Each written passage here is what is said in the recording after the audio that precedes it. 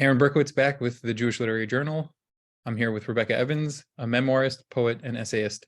In addition to writing, she teaches creative nonfiction at Boise State University and mentors high school girls in the juvenile system.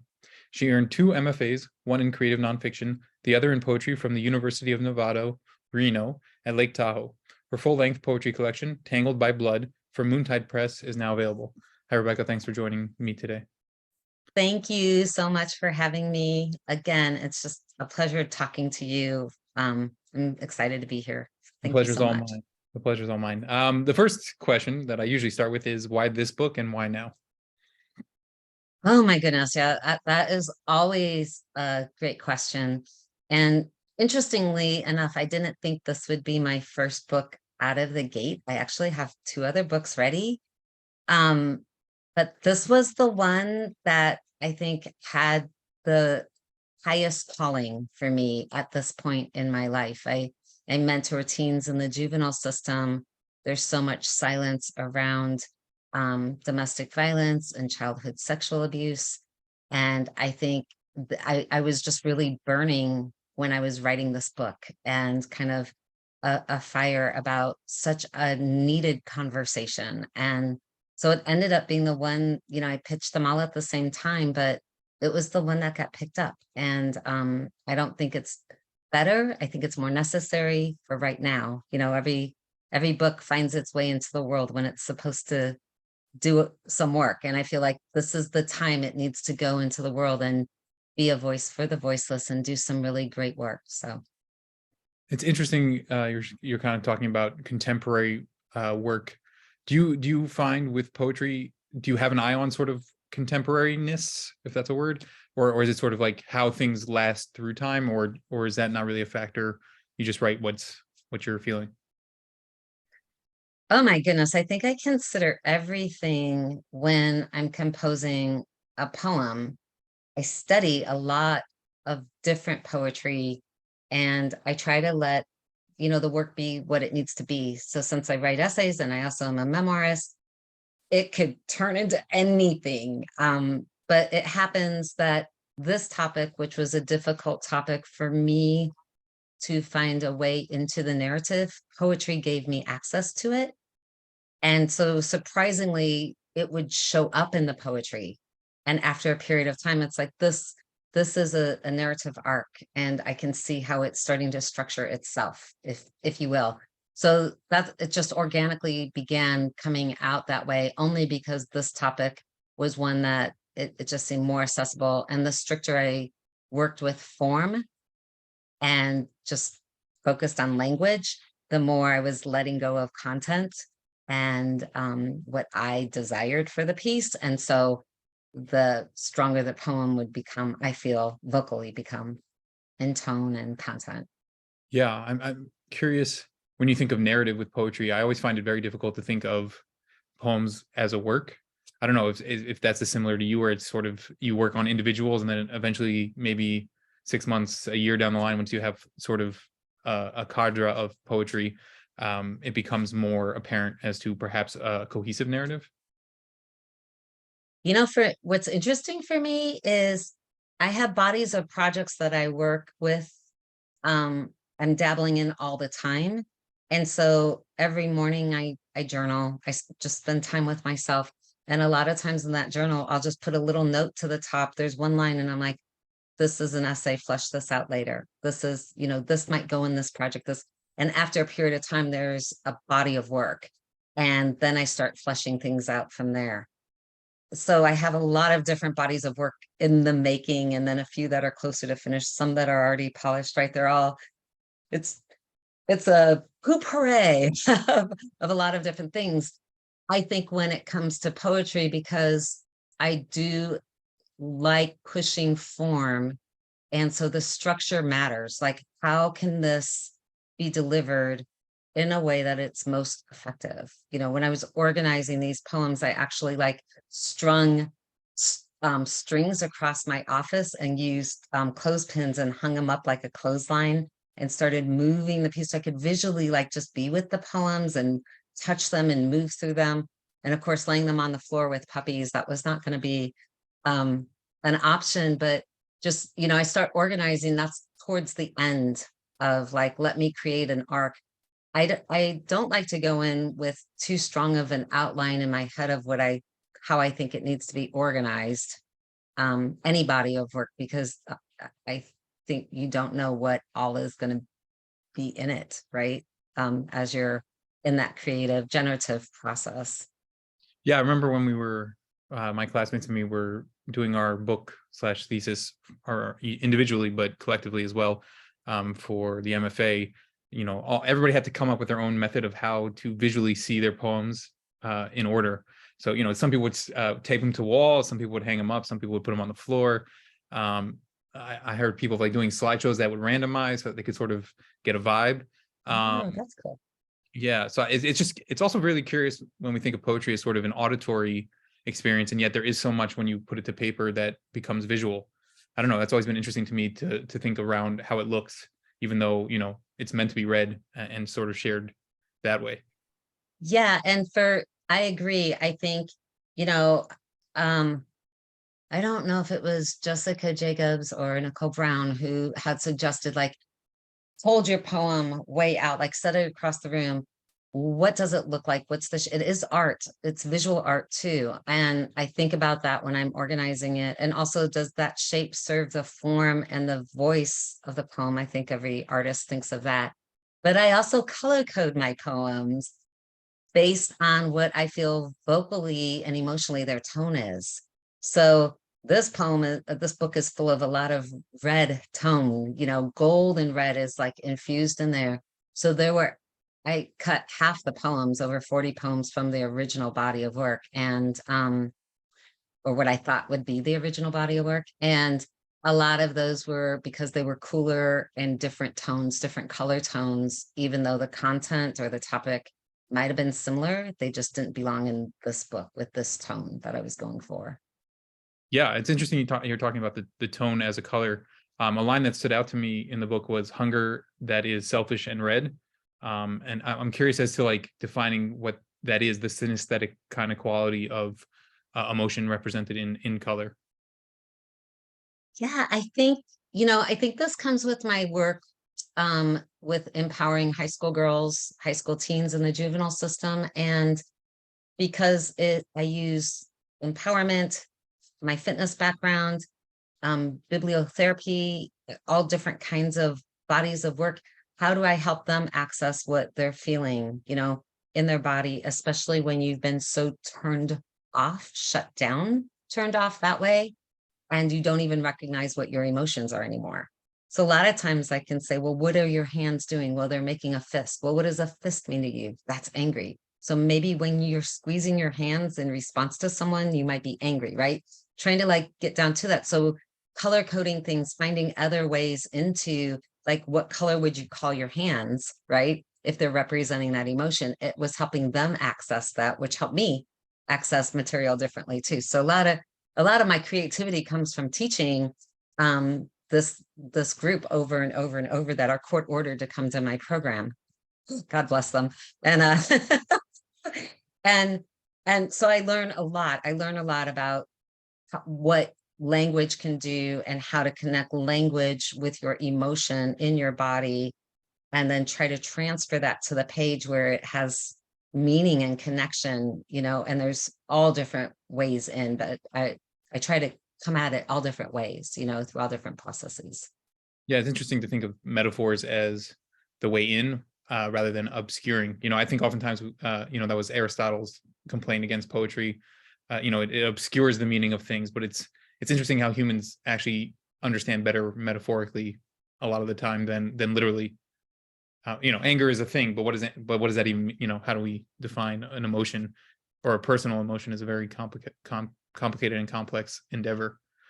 Yeah.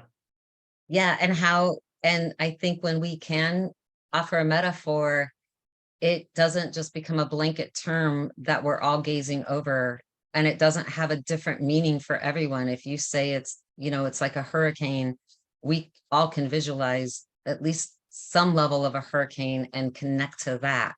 And then that connects you, you know, the reader to the speaker, to the writer, to the author, to the person with the experience that maybe is now enduring something similar. Thinking around the emotionality in this piece, there seems to be a thematic sort of debate, conflict, I don't know what you want to call it, between this idea of kosher as sort of, let's say, structure and desire, and sort of the way they don't necessarily coincide. Is that how you see a lot of sort of these exercises into understanding emotion, sort of the, let's say, reptilian brain versus the cognizant structures you have to build around your life? Well, I think that's a great question, by the way. I love that question. I think with restriction comes freedom. And I think we get confused, I think we think the opposite. I think there's this cerebellum way of, approaching things, or cerebral way of approaching things where, okay, if I'm restricted, I am confined, and it does not mean the same thing. And I think I bring this in from my background in, years as an athlete and the discipline, and years in the military and the discipline, and how that discipline can give you more freedom and more understanding, of your body from a kinesthetic or physiological perspective, of the world around you and events around you. You almost get like a sixth sense of things when you really, laser focus. And so I feel like there's kind of that. And with the idea of, okay, here's kosher and keeping kosher, and pushing that up against someone who has suffered with eating disorders, bulimia and anorexia, which is a false sense of control to, a voluntarily sense of control, right? And how that can help take that false sense of control and transfer it, kind of like the habitual cigarette smoker moving over to gum, and give them a sense of freedom from an addiction, right? So it's that type of transference as well that restriction can offer, but it's a different level of restriction that you have some control over more voluntarily, versus this other thing that becomes chaotic and out of control and takes over your life and causes so much self-destruction. Yeah, it's interesting, sort of the idea of addiction, because I think also something present in this book, themes present in this book, there's a lot of anger, shame, disgust, things of perhaps a more negative nature, if we're going to term emotions in that way. But there's also a seeming insistence on the divine, which seems an interesting reaction, and almost perhaps an establishment of a rule or a structure that helps make sense of everything that's going on. I think that's the goal of the speaker. In Sense of Some memoir, the speaker is me, but trying to, that's what all of my writing initially starts with, without any intention of it shaping into anything. I'm just trying to make sense of a situation or an experience or something I'm feeling. I'm trying to sort something out or really understand something, either about the world around me, or something about myself, or my reaction to myself or the world around me. And so it always starts out that way. And I'm a Jew, I'm a Kabbalist. And so I feel like everything, or at least I try to have everything filter through that spiritual lens. It's super important to me, my intentionality behind why I'm saying what I'm saying, why I'm doing what I'm doing, why I'm around who I'm around, why I wake at this time, like my purpose, like that is super critical. And I've been on that path for a long time. So it makes sense that it comes through in my writing, but also in my sense of self-discovery. Like I think that's how I explore things. It's how I parent. It's how I eat. It's how I live. So it makes sense. It's how I write as well. Yeah, it would bleed through. Mhm. It's in that vein. It's also apparent that there's this meditation on blessing and what blessing is. There's poems that invoke blessing, but also seem to invoke blessing as a question or a meditation or sort of a quandary. How do you kind of define blessing? So yeah, super, super good question too. So blessing, for me personally, like I think of blessing, there's layers to it. There's layers of meaning. If you take apart the morning blessings, there's like a blessing that says, thank you for me being in this body being clothed. Thank you for my clothes, right? And it's specific. The Hebrew, translation is specifically like, thank you for the clothing that covers me. But if you go down and back in time, Kabbalistically, it's thank you for the skin that houses my soul, right? And so it's like this deeper layer of what is the blessing? What is the blessing? Underneath that, what does that mean? How does that relate to me and to everybody I connect with, which is everybody, right? So that gets super interesting. And then especially in the poem, Honor Thy Mother, or Blessed and Unblessed, and going back and forth in those two poems, which are both Golden Shovel poems, they feel super religious, right? And you get towards the end of them. And initially the Honor Thy Mother did not end on a good note. But I kept reading work that was difficult work. And I felt like, I'm not angry anymore. Like I have healed aspects of this, these challenges in my life. And how do I show that sense of peace on the page? I'm not a victim. There's not a villain. I want the reader to decide for themselves. So I don't want to be accusational. That's why a lot of the poems are in conversation. Like you're overhearing these conversations. You can decide.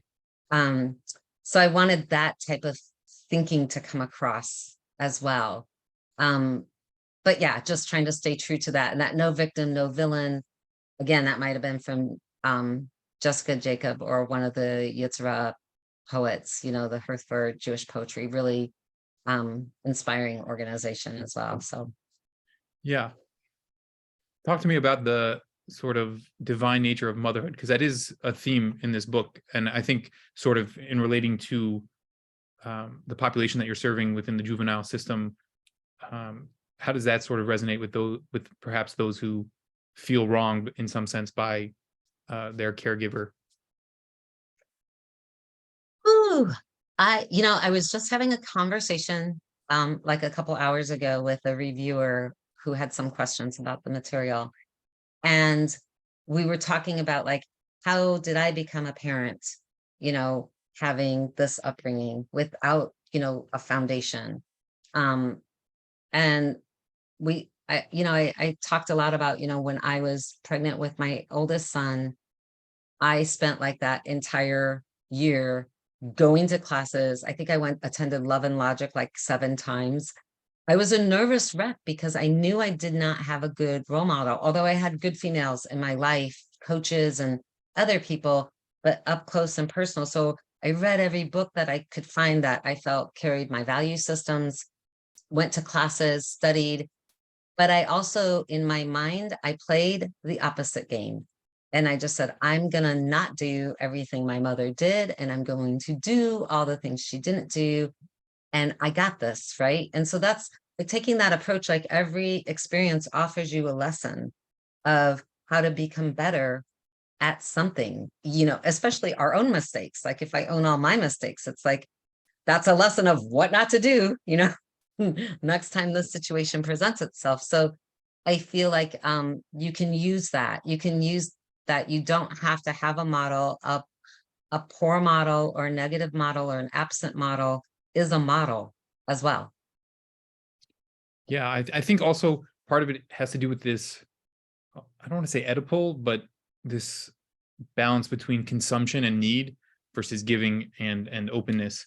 I find that there's a lot sort of playing in the speaker's life around, when she's trying to protect her sister, for example, like there is a sort of weird balance between what the speaker needs versus what her sister needs, and where's that healthy line of giving versus selfishness that needs to be established. The sister is my adopted sister who I've not seen in years and years and years. We're hoping to get a copy of the book to her. And that interesting need, she was very young, like 10 years old, to protect a sibling where she became a mother figure. I mean, really, I think I'm who I am today because I had that safe haven with her, but how much she ended up enduring and giving up. and that, I would say, absorption over consumption of, you know, abuse, and then the guilt that I felt because of her taking on more than me, right? So there's this whole, we're humans and it's complicated and messy. Like there's so much gratitude, but then there's guilt around her protection of me. And then there was also shame. Like I forced her into a position that, because I was younger and in her mind more fragile, she needed to protect me more than herself, right? So there's all of that swirls around um that relationship and the work, right? Another line that stood out to me, I think that applies here is Jews don't cremate the dead. And that line really struck me as sort of a meditation on this idea of PTSD and epigenetics and sort of what stories we tell as a people and the traumas perhaps that we still hold on to from relatively recent event, like the Holocaust and different things of that nature. Do you find that that's sort of a Jewish avenue? Do you find that present in the work with other people, or how do you sort of balance that idea of us not being able to sort of let go, perhaps cremation as a metaphor for letting go? Yeah, that's an interesting connection with cremation. I was, when I was penning that and revising it and working on it, I was thinking of, yes, the ancestral stories we continue to carry forward.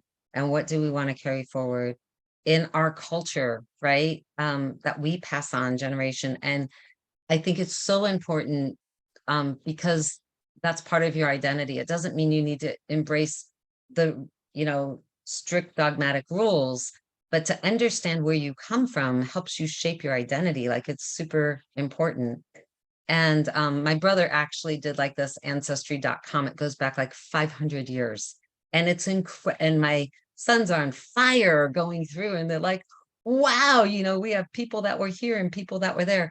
And it does help you define a little bit of who you are. I think that's true in a lot of other cultures, Native American cultures, Hispanic cultures, a lot of cultures carry forward, their ancestral stories. I think what I was looking at is, and I think is interesting in the Jewish culture, is the bloodline is carried through the mother, right? So if that mother had that child, we know that child's Jewish because there was no DNA testing, 5,000 years ago. But that's how the lineage came about. And so this whole idea of motherhood, this is where our culture lineage comes from, right? What do I want to carry with me along that lineage? My mother's mother actually grew up in an orphanage. Her mother gave up her 4 children after her husband died from the influenza, and she couldn't care for her 4 kids, so she left them on a Jewish orphanage doorstep in Chicago, Illinois, 1914 or 15. And so there's this whole lineage of like abandonment, protecting your children at all costs, caring for your children, not protecting them at all costs. Like this whole thing that's going back and forth that I was thinking of, like, where's your lineage? What did you forget?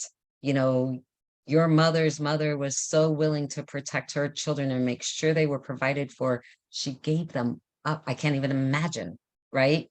But there was no system in place to take care of, single moms with children in the flu epidemic. So anyways, so that's where my brain was whirling around in that piece specifically. Do you think that connection to the community is what allows for sort of that strength or that ability to not abandon, but I want to say give the children over to the cause, let's say, or it's a Jewish orphanage, not just an orphanage. So do you think that that's part of, if you see yourself as part of a community, it allows for sort of a selflessness that perhaps if you don't join a community, you can't have? I had a friend once tell me that she was jealous that I was Jewish because she felt like I had something she didn't have to fall back on. And it's funny because I've always felt like a loner. I'm like, what am I falling back on, right? But I do think that when you believe in something bigger than you, whatever that is, you feel you feel like there's a safety net for you. And it could be anything. It could, your family could be your community, your religion, your spiritual community could be your community. It could be however you define it. But I think when you know it's there for you, whatever that is, there is so much security that you feel safe to be authentically you.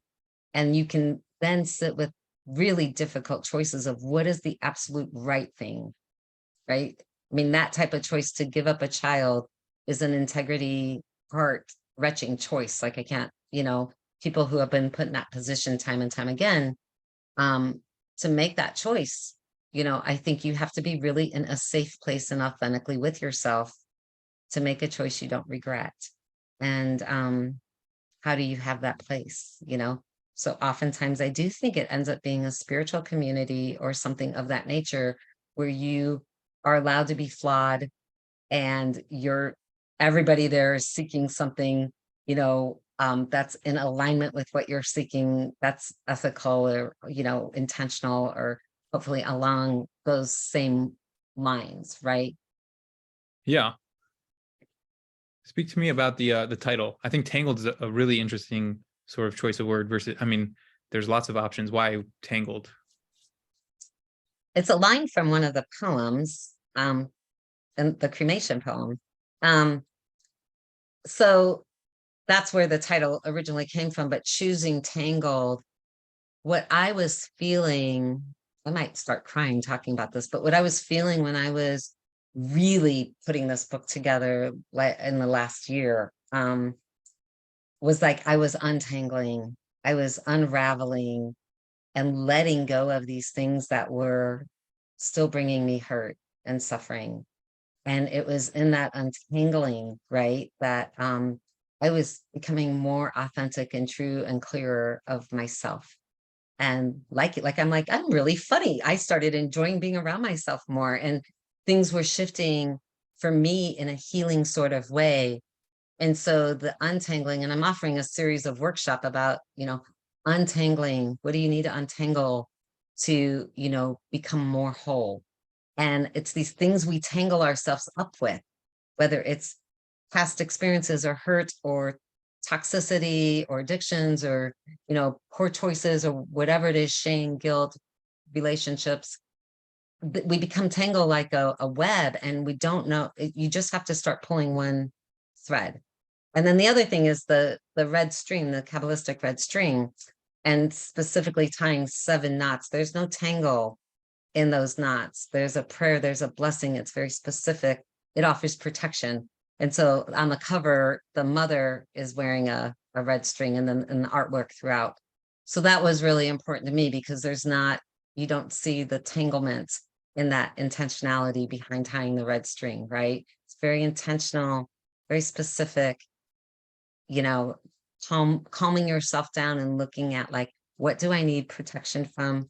Who can I protect? Which is a lot of what the book is about too.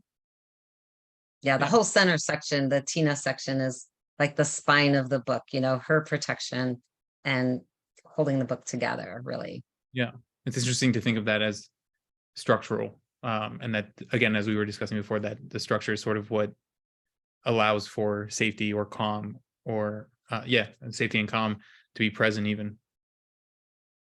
Mm-hmm. Yeah. I would agree with that. Like structurally too, initially, like I had Tina's voice, that 6-part poem was woven throughout the book. And then it felt like, well, the reader's going to have to do a lot of math to put that together. And I want them to be able to sit with that whole piece at once. But I feel like there's a shift, it's in 3 parts for a reason. In that middle part, there's a shift of going from childhood violence and pain to this cocoon in the center of this sister, just wrapping herself around her younger sister and keeping her safe as much as she can. Yeah, definitely. Well, I think as we wrap up, where can people find the book and where can people keep up with you? I know you just said you had 2 others. Perhaps maybe they'll come out at some point. So where can people find the book and you? Thank you. Yeah. Um, well, you can go to my website, RebeccaEvansWriter.com, to keep up with me, and I offer a free class with Gail Brandeis the first Thursday of every month called Musings and Movement. Super great class, just 30 minutes of time. Also, there's just all kinds of fun things going on. You can listen to some recordings like this. We'll have that there. And then you can order the book off of moontidepress.com. I would recommend always ordering from the small indie presses and support them, but it's also on Amazon and Barnes and Nobles and every place else you can buy books. Yeah, and the really cool thing is with this book, my readings are, there's a poetic performance. So I have dancers that are performing the poems. So there's some breath work in between the pieces to offer a visual experience, and just make it a little more digestible, because it is, it's not graphic or violent in the words or the language, but it is a difficult read, I feel. Yeah, but I think necessary. Yes. As we opened, that unfortunately sometimes the things we need to talk about can be heavy, but that doesn't mean they shouldn't be discussed. Thank you. Yes, I hope it keeps the conversation going and unsilences more voices. It's really my goal. Well, thank you for joining me and the rest of the viewers, and good luck with the book. Thank you. Thank you so much for having me, and what a great conversation. Thank you for the great questions.